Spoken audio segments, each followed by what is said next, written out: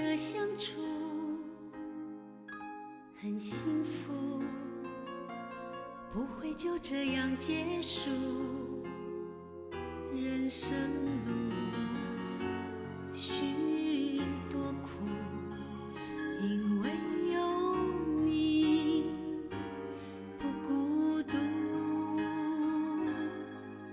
很幸福，一起期待的日出，很幸福，有你陪伴的寒暑，往事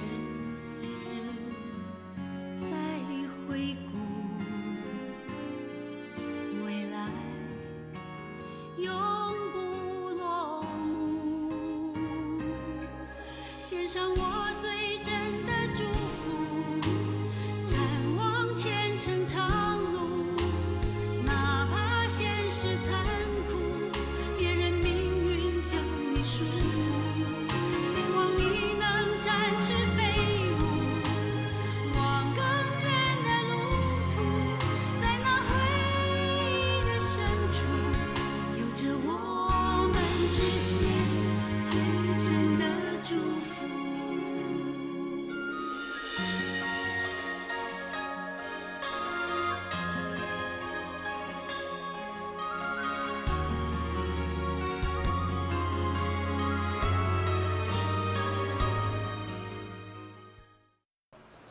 什么？你不想继续升学？那你毕业又想做什么？我想工作。工作？我爸爸年纪大了，身体状况不是很好，我想减轻他的负担。慧慧啊，老师知道你孝顺，但是现在大学生满街都是哎，你只有高中毕业，能找到什么工作？老师，我没有想要赚很多钱，我就是想要有一份稳定的收入，让家里可以过得安定。你从进高中以来，每学期甚至于每次段考都是全校第一，你现在就说要放弃，难道不觉得可惜吗？不会啦，老师，不要想这么多，就不会觉得可惜啦。而且用功念书本来就是学生应该做的事情，我也不是为了要念大学才这么用功念书的啊。慧慧啊，老师希望你再考虑一下。我想学校的老师都不希望你半途而废啊。之前我爸爸说，只让我跟妹妹念到国中毕业，可是现在我念到高中毕业嘞。真的，老师，我真的觉得很满足，我不会觉得可惜啦。所以，是你爸爸不愿意你继续升学，这才是主要的原因，对不对？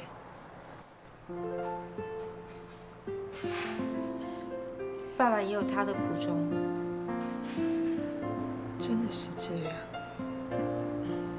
来，坐。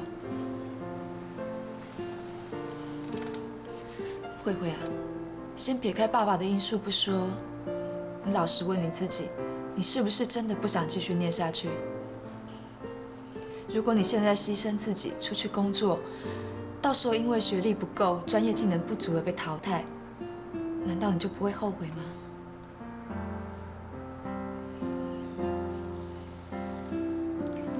谢谢老师。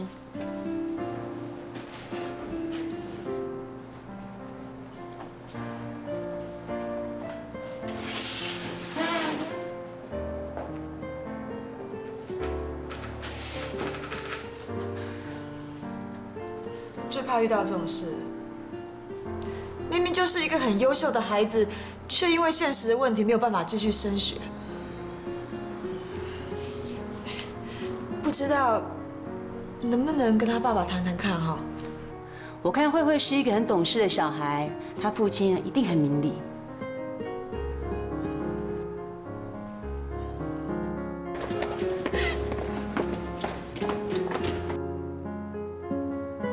你真的不想继续念书了吗？你不觉得可惜吗？你真的不想继续念书了吗？你不会觉得可惜吗？如果你牺牲了你自己，你真的不会后悔吗？你怎么了？心情不好啊？你爸身体好一点了吗？你爸身体好一点了吗？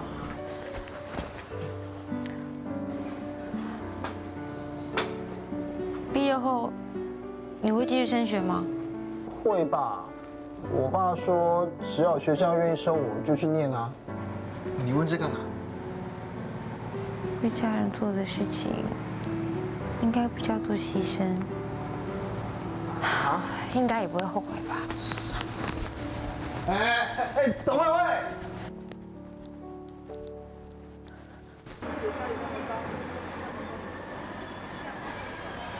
怎么啦？你已经10秒钟没有笑，没有讲话嘞。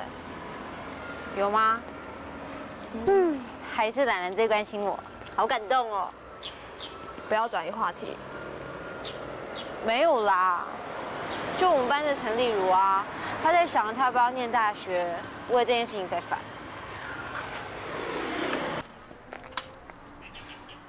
你这故事编得很烂哎。那你又不准我说我没事，你要我怎么办？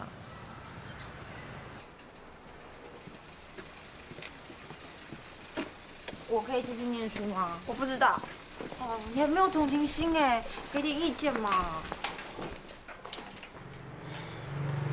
其实你很想念书，对不对？念书好像也不是什么坏事啊。你可以再等我2年吗2年？等我毕业。我毕业工作赚钱，你念大学。兰兰，兰兰，等我啦！兰兰，骑慢点啦3天之后，招龙老师跟何老师在先征得姐姐的同意下，来我们家对父亲展开了游说的工作。哎，这边12号，往下走就18号了。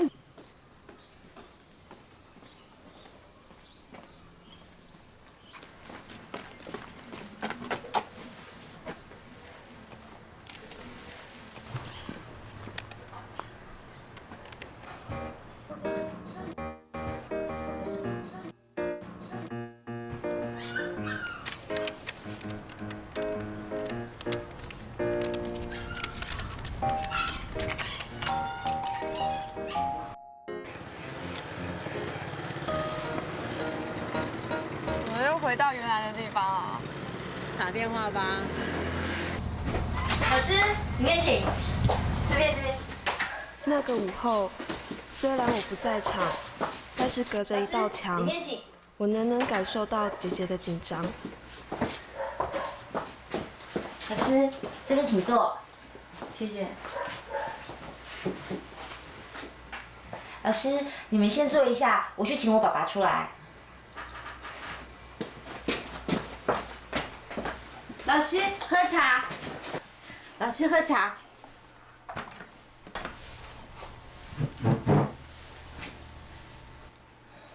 你是慧慧的妈妈？老师，慧慧不乖就打。妈妈，你不要担心，慧慧很棒，慧慧都第1名。对啊，妈妈，你放心啊，我们可以教到像慧慧这样的学生，都很高兴，很开心。老师，这是我的班导师陈昭荣老师。你好，你好，你好。你好，那这是学校的何老师。是。你好。你好，你好，何老师，那个。老师们说了很多有关姐姐多优秀的话，那些我在学校已经听过千篇一律的话。喝茶。但是，我们都知道，优秀不是问题的重点。老师，我在台湾啊，没有亲人，一个人过了大半辈子，一直到我娶了慧慧的妈妈，才觉得我这个人呢，活着还有一点点意义。老师，我跟爸爸去照相。过来。好漂亮哦，妈妈好漂亮哦。慧慧的妈妈出生脑袋就不好，当初怀那俩孩子的时候，医生都没把握说孩子将来会怎么样。可是我当初啊，我就打定主意了，不管怎么样，这孩子就是我们董家的女儿，这一辈子变不了的。还好，祖宗保佑，慧慧又聪明又听话，所以又老实。你们想，我有什么理由不让我的女儿继续念书？我怎么能看到我的女儿受委屈？董贝贝，如果您担心的是经济上的问题的话，我们现在社会上有很多慈善资源是可以运用的，但是首先你得让慧慧先有这个机会去尝试。董贝贝，你想想看，如果慧慧只有高中毕业，现在竞争又这么激烈，她出去怎么找得到好工作？没有好工作，家里面经济状况怎么改善？不管什么工作，好歹有份收入。可是那可能就是一份微不足道的工作，而像这样子的工作，赚的钱顶多只能够糊糊口。董贝贝，就当我冒犯您了，我有话直说。我们都不是有家庭背景的人，我们能够靠的就是自己的实力。让慧慧念书，就是培养她的实力。也只有这个样子，我们才有机会脱离贫穷。不是有人说吗？念书是斩断贫穷轮回最好的方法。对啊，如果您把眼光放长远一点来看，您可以当做这是投资，是为了这个家未来的几十年。如果这么想的话，这辛苦4年就不算什么了。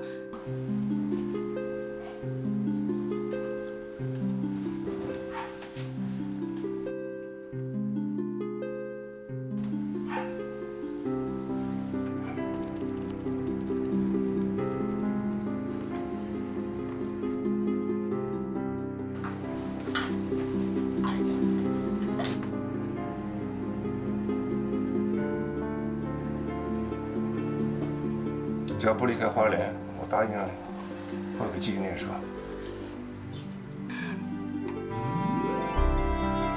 我给你念大学了，爸，谢谢，谢谢你，爸，谢谢，我爱你。我可以念大学了。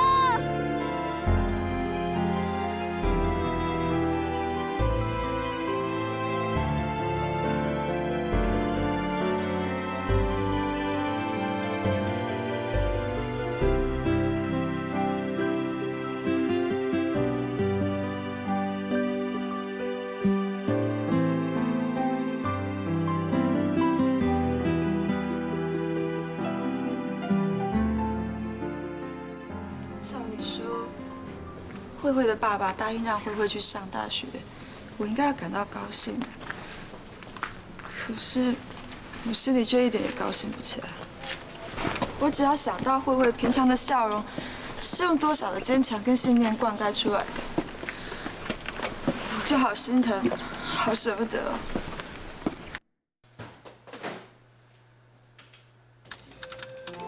诚挚诸位委员君见，慧慧是个努力上进、品学兼优及众多优点于一身的好学生，经常在各种场合都可以看见她为公服务的身影。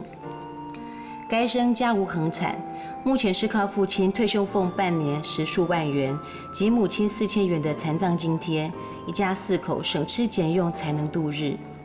幸好慧慧争气，每学期都能够领到奖学金贴补家用，顺利完成高中学业。但若上了大学，这笔费用实无能力负担。素闻贵会委员一向秉持着上人慈悲为怀、济世救人的胸襟，默默帮助社会各个角落弱势家庭。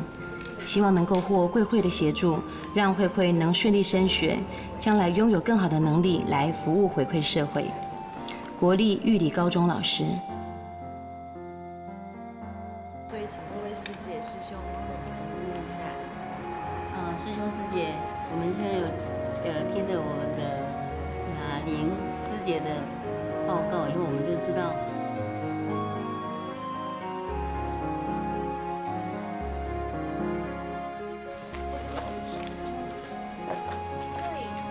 这边请。对，这边。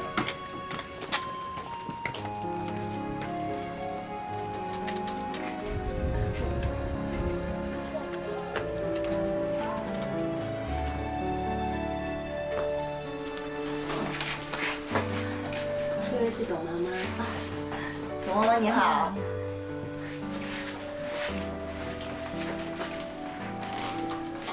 董贝贝，跟您提过的，慈济有想要资助慧慧上大学，所以他们今天特地来拜访你。谢谢，麻烦你们了。董妹妹、董妈妈，你们好，我是慈济的社工，我叫雅玲。谢谢。该怎么说呢？我只能说我丢脸了。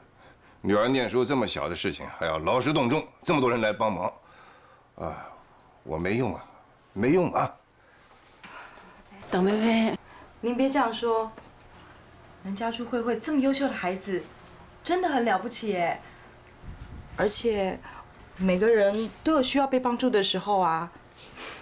我们慈济今天有能力可以去帮助别人，也是聚集了很多的力量。换句话说，我们是靠很多的志工，还有师兄师姐的帮忙，才成就了慈济。这个，我这个人啊，最不愿意麻烦别人。慧慧从小到大念书啊，也都是一直靠自己，我也没办法教她什么。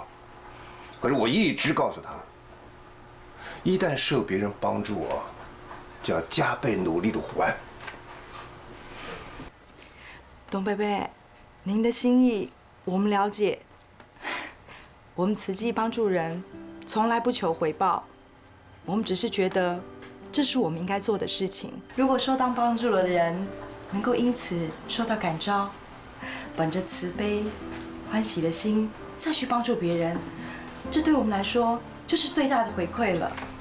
是啊，董贝贝，我相信慧慧长大之后，更有能力之后，一定会非常乐于帮助人的。这就像在传播一颗慈爱的种子一样，一个人接着一个人传下去，因此我们社会就会越来越好。对对对，就是这个道理。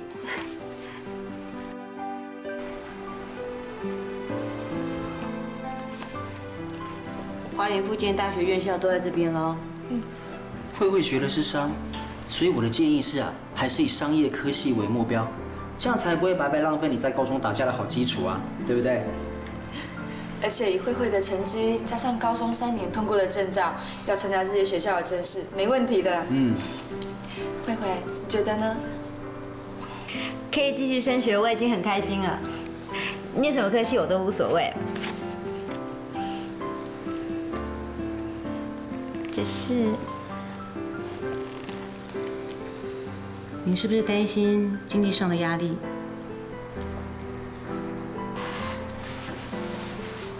慧慧，哎，慈济功德会那边评估啊，应该快要出来了。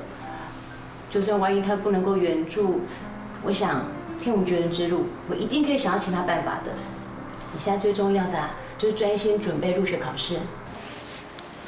老师，这间慈济技术学院是不是上一次那位来我们家的雅玲师姐，他们慈济功德会办的？他们学校好漂亮哦。就只有好漂亮吗？这间学校除了漂亮以外，我也不会说就是看照片啊，有一种好奇妙的感觉。看了之后就觉得心里很平静。当然喽，这间学校啊，只要你一进去就像花园一样，任何人看到心情都很舒服的哦。我自己是觉得啊，慈济技术学院不但有商学院，而且啊，那边环境非常的单纯。如果你可以过去那边念书，你爸爸一定会非常放心的。不过老师很尊重你的决定，没有做任何暗示哦。你都讲得这么明白了，当然不算暗示哦。我话还没有说完啦。我最大的考虑是啊，如果慧慧选择慈济，可能在学杂费上啊，我们可以得到更大的支援。这倒是喂，玉里高中你好。找何老师啊？好，你稍等一下哈，何老师。你好，我是何老师。哎，雅玲师姐你好。真的吗？经过你们的评估，你们决定帮助慧慧。所以也就是说，不管慧慧选择哪一所学校，你们都愿意全额帮她补助学杂费。雅玲师姐，谢谢你的帮忙，真的太感恩了，谢谢你，谢谢，感恩。哎呦，恭喜你啊！谢谢。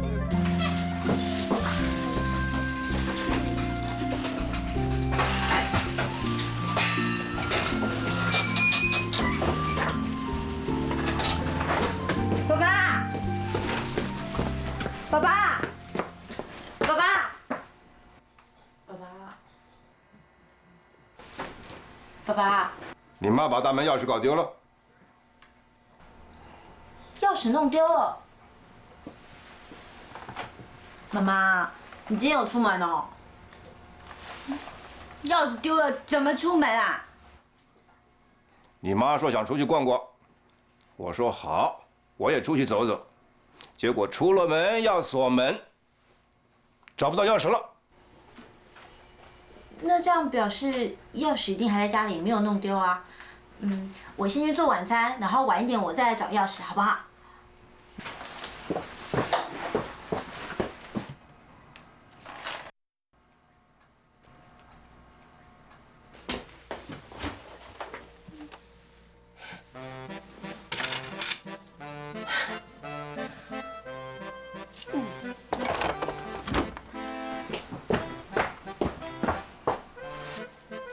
你们两个谁把钥匙放在冰箱里的啊？当然是他。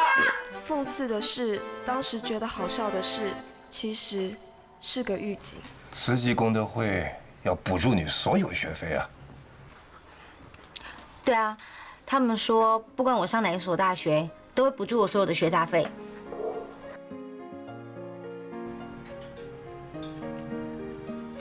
爸，现在学费已经有着落了，我也已经计划好了。等我开始上大学之后，我就会去外面打工，我也会努力争取奖学金的机会。我就拿这些钱来支付我自己的生活开销，这样子也可以减少家里的额外负担。慧慧要去上学哦。对啊，我要去上学喽。以后在家里你要听爸爸还有兰兰的话哦，知道吗？兰兰，以后看进妈妈荷包这个工作，就要偏劳你喽。你以后得住校。当然啦，怎么可能每天通勤？出门在外啊，要会照顾自己哦，凡事都要小心啊。爸，我知道，你放心，以后只要每个礼拜一放假，我就会马上回来。而且听说大学的课啊，可以自己选自己排，说不定以后我每个礼拜还可以周休3天哦。要乖，一定比你乖。还是那句话，慧慧，要懂得报恩。爸，我知道不是每一个人都跟我一样这么幸运，我会好好珍惜这一次机会。于是姐姐北上念书了，这是我们家第一次的离别。对姐姐来讲，那是她新生活的开始。对我、对爸爸、对妈妈而言，又何尝不是？姐姐去买早餐啊！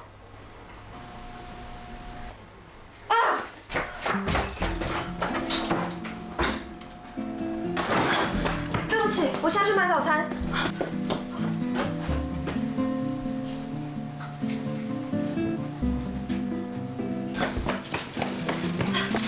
爸妈，早餐。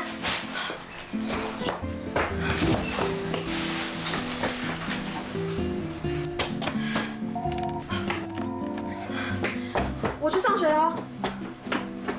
啊，哎妈，这个借一下，借一下哦。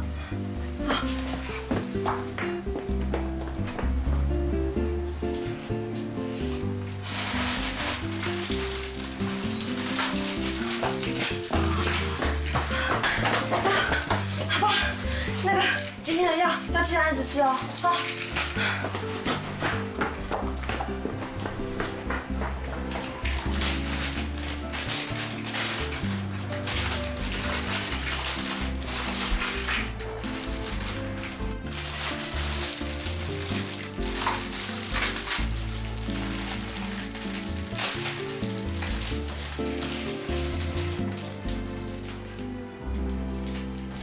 这里是3知一点的构成，这个非常重要，大家把它记在笔记本上面。第一呢是从几何学上面来说，第二是从造型上来说，第三内容充实者跟形态较小者。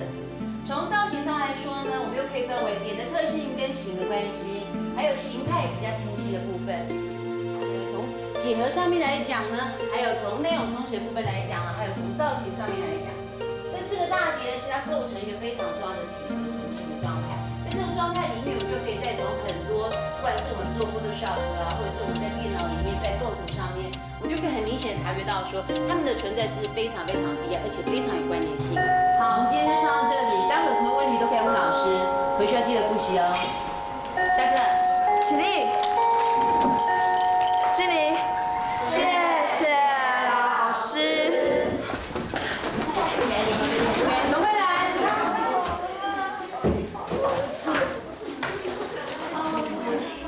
老师不是说放学后要帮你课业辅导，你怎么都没来？我忘了。没有关系，老师放学后都在办公室待到很晚，你有任何问题都可以来问我。嗯，谢谢老师。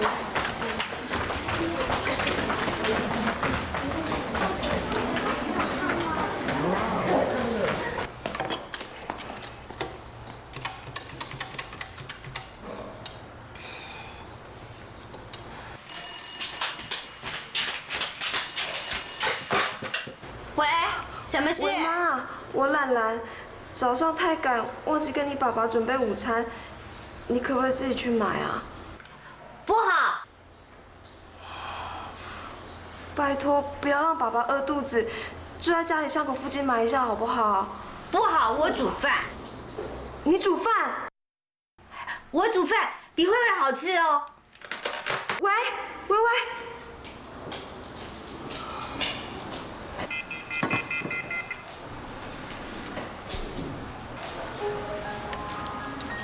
这点小事都做不好，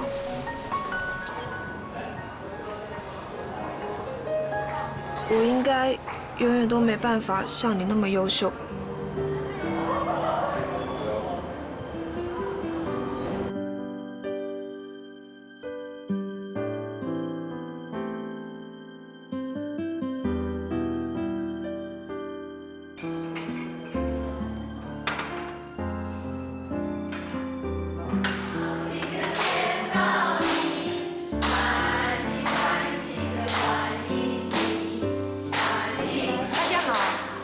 我是慧丽妈妈。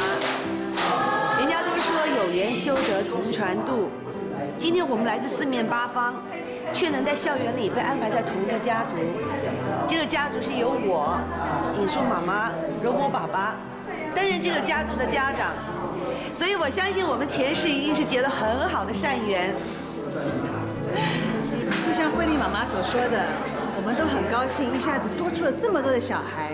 说实在话，真的要我们自己生啊，还生不出来呢。我是锦树妈妈，我相信啊，在座的每一位义的爸爸妈妈呢，都会很高兴啊，把你们当做自己的小孩一样的来照顾，以你们的表现为荣为傲。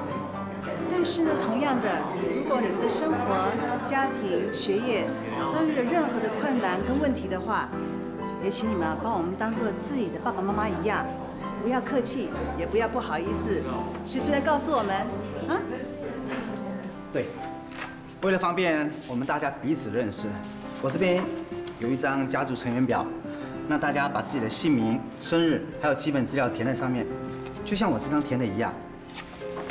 大家好，我是荣魔爸爸。好，现在开始填，好不好？来。而且跟点清楚哦。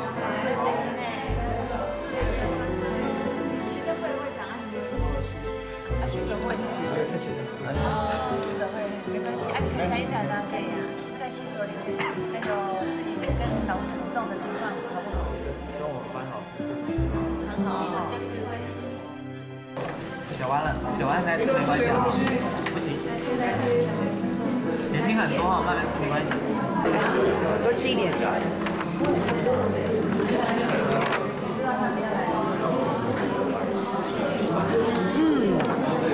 董慧慧，这个名字真好记。对呀，取个好名字啊，以后出差的机会比较多哦。没关系。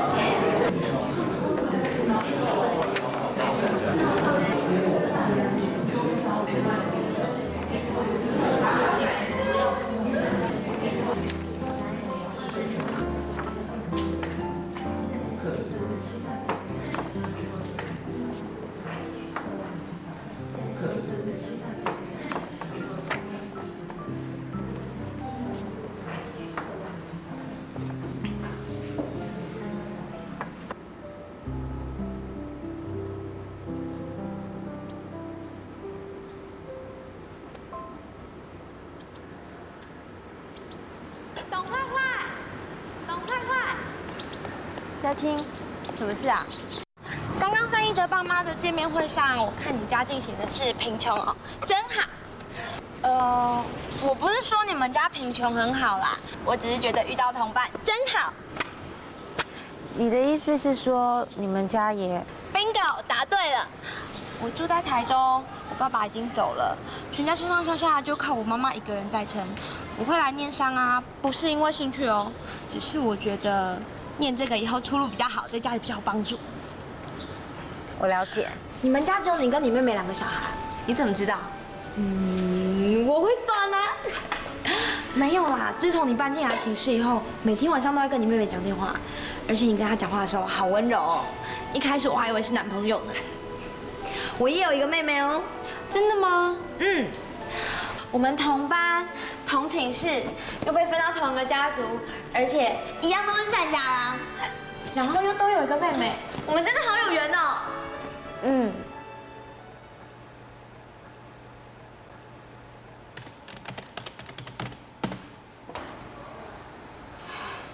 又不及格。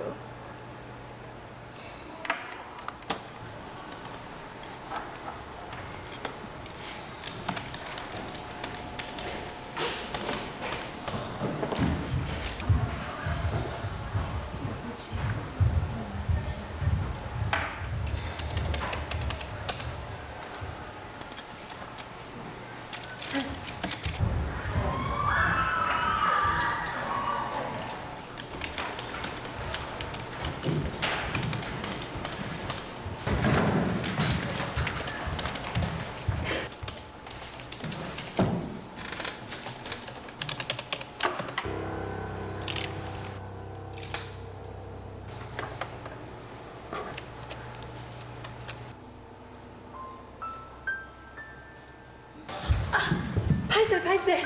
我不小心把电源拔掉了。哦，你怎么这么粗鲁啦？到时候人家说我们欺负好学生。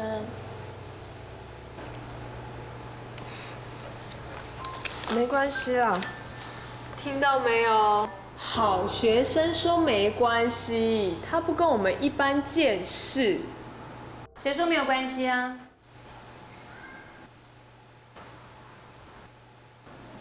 不爱惜公务，让电脑不正常关机，不管是不是故意的，都要罚。哈，老师。下课留下清键盘。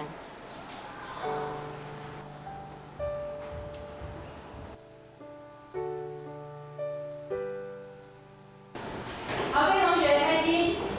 今天上网页设计已经是你的。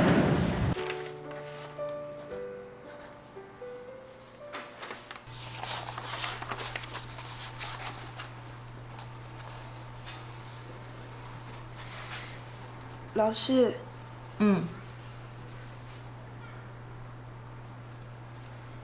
董慧兰，董慧兰，我来客服。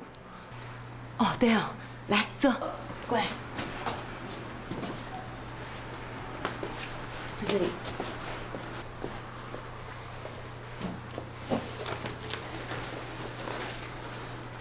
那我们先从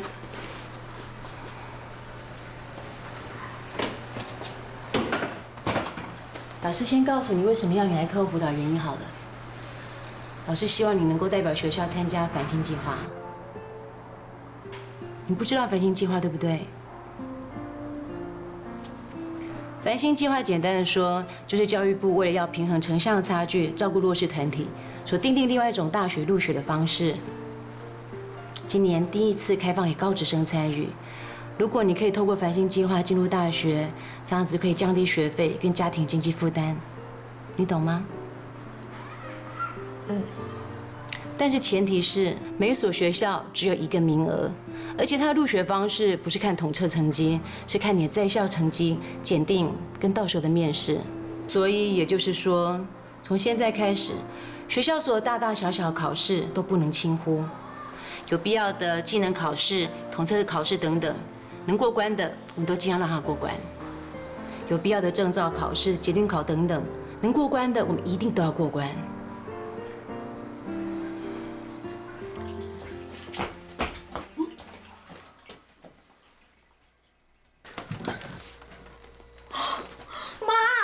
你怎么把姐姐要去花莲前买的1星期的菜全部都煮掉啦？爸爸吃过又饿，又吃又饿，但是也吃不了那么多啊。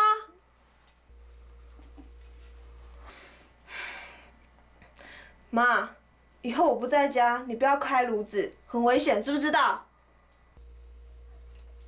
可是不煮，爸爸肚子饿啊。小梅，什么时候才吃饭啊？都不给我饭吃！你看吧，你跟爸那么晚都还没有吃哦？吃很饱。到底是你有吃还是他有吃啊？还是你们吃了没吃饱？还是……哎呦，算了啦！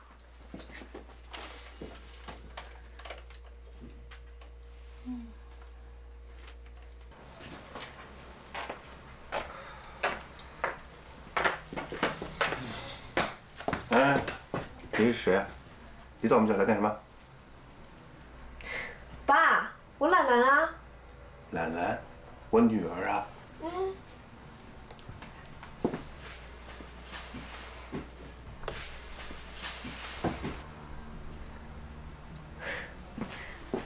开心说吧。来。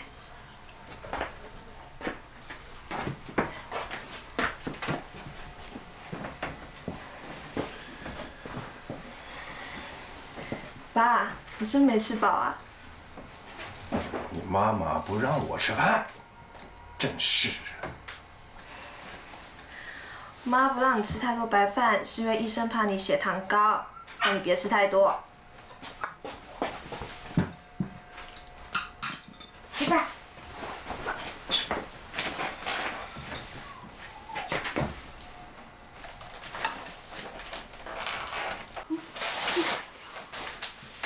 你又乱花钱了。爸爸吃饭。你什么时候出去的？我怎么不知道？我跟你说，你出去你要给我讲一声，你怎么老记不住呢？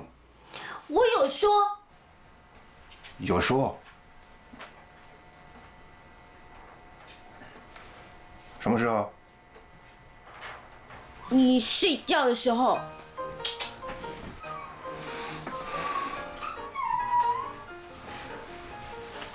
我跟你讲，这个钱要省着点花嘛。你床底下都已经是鞋子了，蜈蚣的鞋子都没你多。该花的爸爸一定让你花，不该花的不要浪费。你下次花钱之前，你先用脑筋想一想，这个东西需不需要买？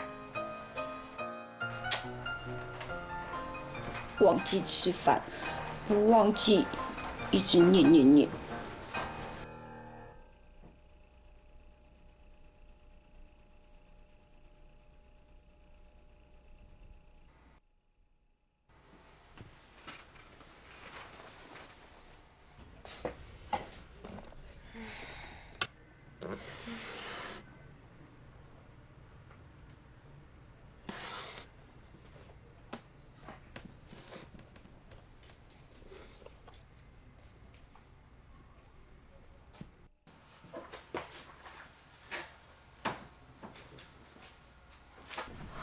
爸，你在找什么啊？怎么还不睡觉？哎呦，才起床啊，都几点钟你还在睡觉？伞啊，在找我们家伞呢。爸，现在是半夜2点，你早想做什么啊？今天天气不好啊，你看太阳都没出来，待会儿恐怕就要下雨了。爸，你怎么啦？现在是晚上，没有太阳啊。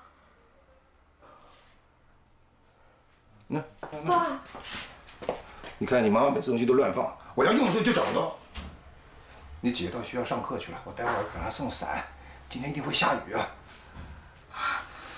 爸，姐姐她去花莲读书了，你忘了吗？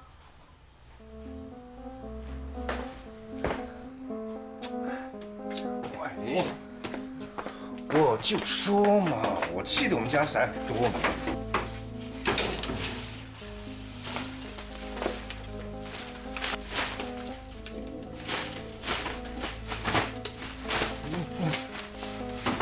找一把好一点的。我们家是穷，但是不能让人家笑话我们家连把好伞都没有。爸，你到底怎么了？啊？爸，你不要再找了。姐她去花莲念书，她不在家。什么花莲？你胡扯什么你？你姐姐不是那种人，她嘴巴没说，但是我心里都知道，她不会离开这个家的。爸，好了啦。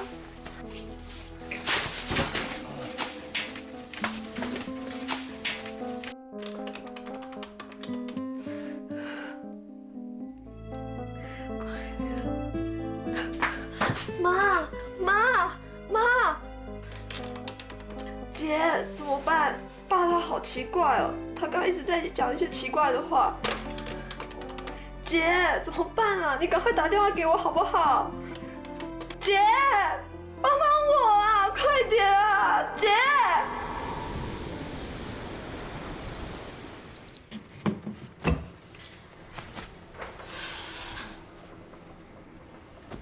董慧慧，不等你，我们要先进教室哦。嗯，好。什么时候关机呀？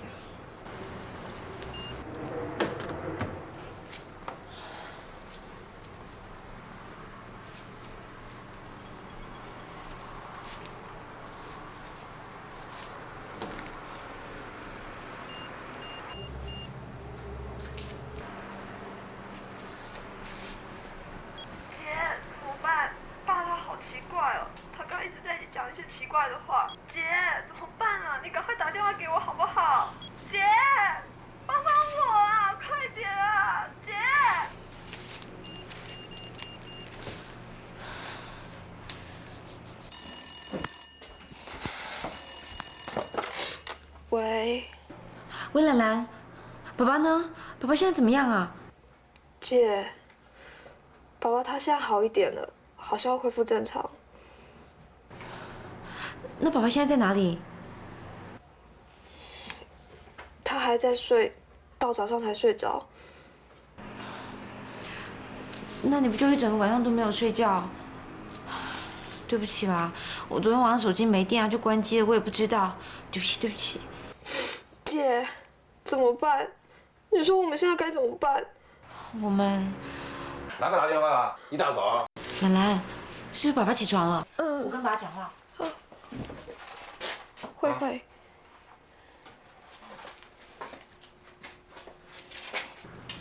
喂，爸爸，你起床了？你哪一个？爸，我是慧慧啊。慧慧，我女儿慧慧在花莲念书，她不在。我就是慧慧啊。你是慧慧？你会觉得哪里身体不舒服啊？你在哪里啊？你从哪里打电话来啊？爸，我在学校，我在花莲啊。对哦，你在花莲。爸，你有没有觉得身体哪里不舒服啊？我现在回家看你好不好？哎，上课你回来干什么？我们不是讲好明天放假再回来看人吗？啊，那守学校规矩，不要缺课。好，我知道了。爸，如果你觉得身体有不舒服的话，你要赶快打电话给我哦。哎，都几点钟了，你怎么还不上课去啊？兰兰，你在家干什么？赶快上学去！快！好了，爸爸不跟你讲话了啊！好，爸爸挂电话了。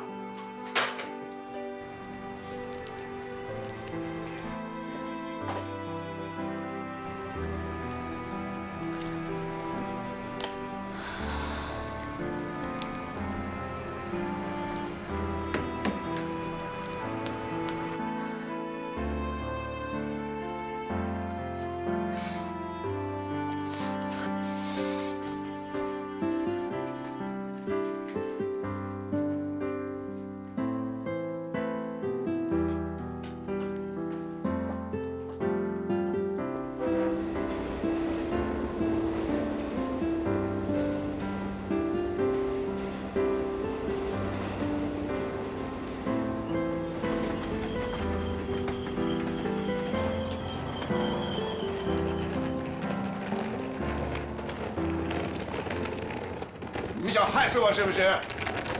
我就知道我死了，你们少一个负担，对不对？我就是让人们好心眼。就像一朵随风飘逝的浮云，瞬息万变，片刻不停。